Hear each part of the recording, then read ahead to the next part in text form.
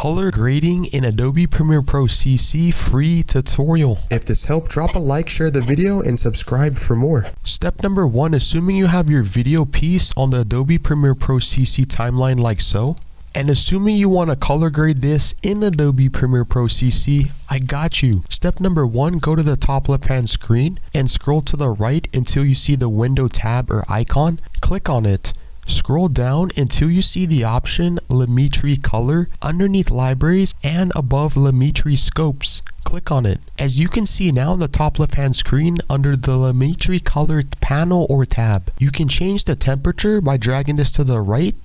And notice how it's more orange or more of a contrast summer vibe. Or to the left, you can change the tone or the exposure and make your video clip brighter, the contrast, the highlights, shadows, whites, etc, etc. You can even scroll down and move the saturation so your video is more colorful, completely for free in Adobe Premiere Pro CC.